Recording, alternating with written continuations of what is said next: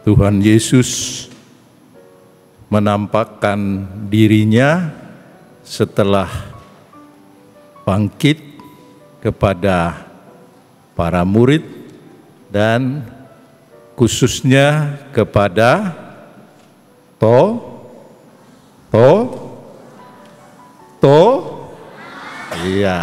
kepada Thomas, seorang rasul.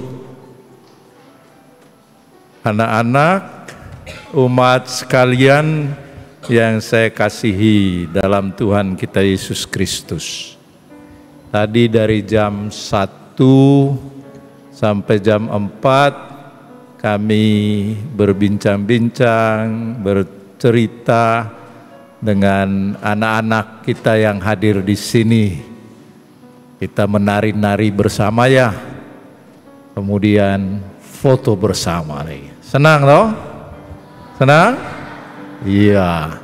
Kita foto bersama. Ada hal yang sedikit lucu bagi saya.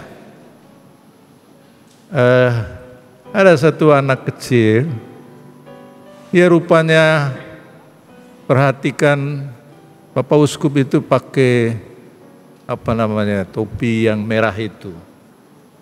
Lalu waktu foto dia katakan, Bapak Uskup, bolehkah saya lihat rambutnya? Rupanya dia perhatikan, jangan-jangan Bapak Uskup tidak punya rambut tidak.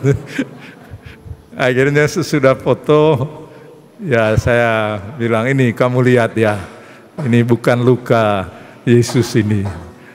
Dia bilang, oh ternyata ada rambutnya. Ini anak kecil yang ya mungkin usia 5-6 tahun ya. Ini hal yang menarik bagi saya, dia mau tahu. Kemudian juga ada dalam konteks dialog, ada anak-anak yang bertanya, bagaimana persiapan untuk jadi Bapak Uskup? Ya, akhirnya kita jelaskan, harus jadi imam dulu, gitu. Kemudian ada lagi pertanyaan yang ya bagus sekali, dan memang itu mesti kita miliki juga. Ada satu anak, dia bertanya, Bapak Uskup rindukah akan Bapak Mama? Saya bilang, ya, saya merindukan Bapak Mama saya, walaupun mereka sudah meninggal.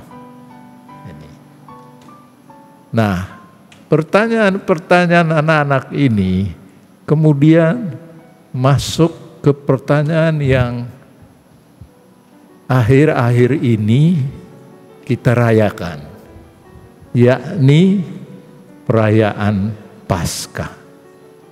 Ada yang bertanya, apa itu Paskah? Ya, lalu dijelaskan tadi. Nah, saudara dan saudari, hari ini gereja merayakan hari Minggu Kerahiman Ilahi. Untuk permenungan hari ini, saya mau mengangkat 3 hal. Yang pertama ialah Minggu Kerahiman Allah, Kerahiman Ilahi. Apa artinya kita merayakan Minggu Kerahiman Ilahi? Artinya, anak-anak, bahwa kita mengimani Allah itu amat baik. Dia amat memiliki kerahiman, hatinya penuh kemurahan hati. Nah, kerahiman Allah itu terlihat atau terbukti dengan belas kasih yang diperlihatkan oleh Tuhan.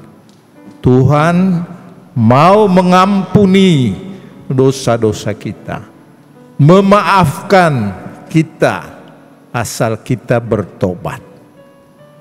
Dan Allah itu tidak pernah menghukum, tapi Dia mau kita bertobat, tidak melakukan kesalahan lagi. Jadi kerahiman Allah itu diperlihatkan dalam hal-hal itu.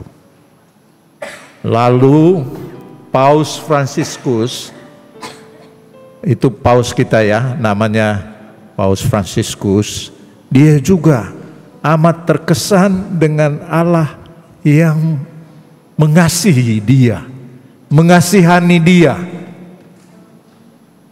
Dan dia diberi rahmat untuk menjadi paus. Maha Rahim Allah itu, berbelas kasih.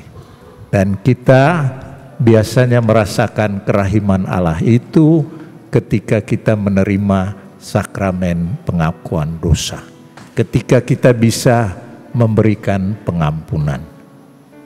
Hal yang kedua, dalam misa kita ini dan terutama dalam rangka perayaan 75 tahun keuskupan ini, saya juga mengajak umat sekalian untuk bersyukur kepada Tuhan atas anugerah anak-anak ini yang hadir di tengah-tengah kita.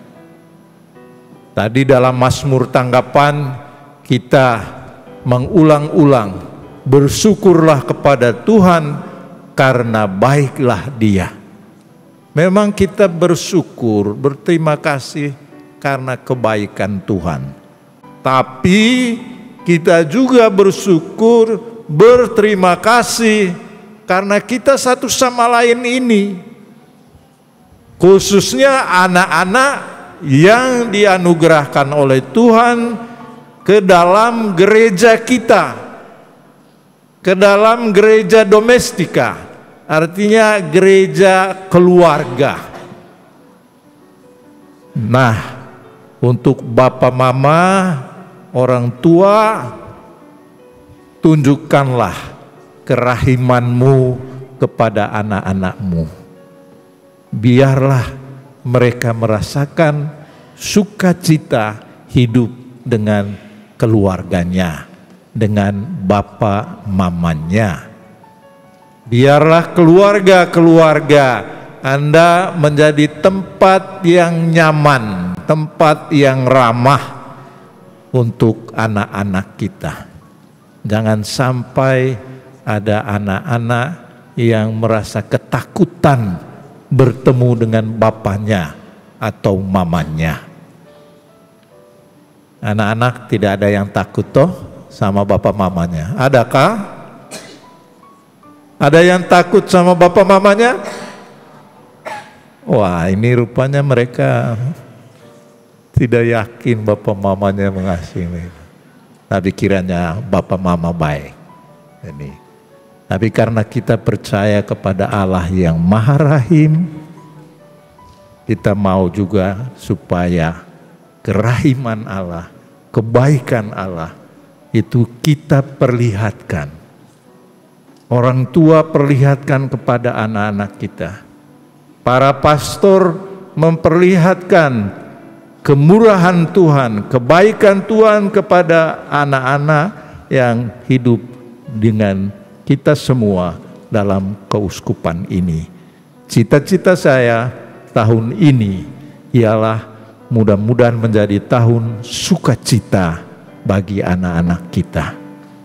Biarlah gereja kita menjadi gereja yang mengasihi anak-anak, yang memberi kesempatan kepada anak-anak kita untuk memuji dan memuliakan Tuhan. Saya senang bahwa di keuskupan kita, khususnya di paroki katedral ini, ada kelompok anak-anak yang kita sebut kelompok Stelina.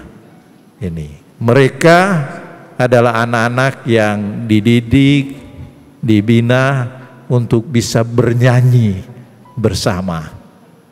Kalau bisa menyanyi, itu berarti ada sukacita, ada kegembiraan di sana. Maka kalau anak-anak Anda mau juga bergembira terus-menerus, ikutlah ke Stellina. Ya toh? Kalian senang toh? Senang? Yang di Stellina ini, senang? Senang? Iya. Karena mereka dibina untuk bisa menyanyi, untuk bisa memuliakan Tuhan, untuk bisa membaca kitab suci, untuk bisa berkumpul bersama, dan kemudian mengadakan rekoleksi atau retret atau rekreasi bersama. Membangun komunio, gereja sinodal. Kirab misi kita mestilah kirab misi yang kita lakukan bersama-sama. Yang terakhir, tadi saya amat terkesan dengan apa yang disampaikan oleh Rasul Yohanes. Dia mengatakan begini, inilah yang mengalahkan dunia, yaitu iman kita.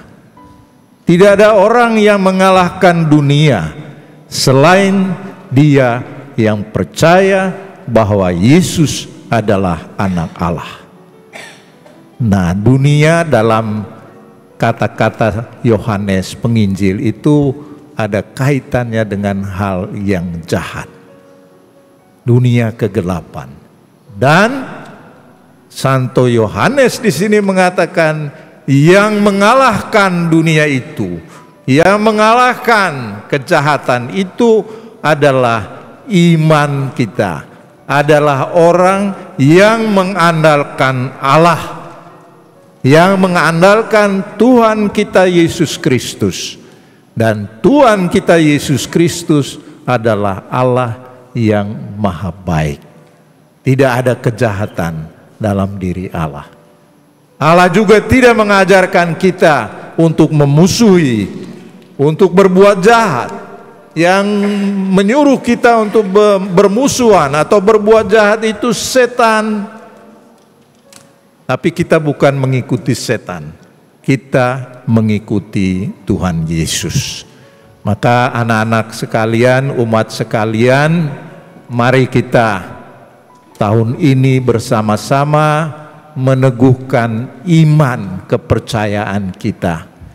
Tuhan yang bangkit, Tuhan yang hidup itu selalu berjalan bersama kita. Demikian juga Bunda Maria menyertai kita supaya kita dilindungi dari yang jahat dan melakukan kebaikan.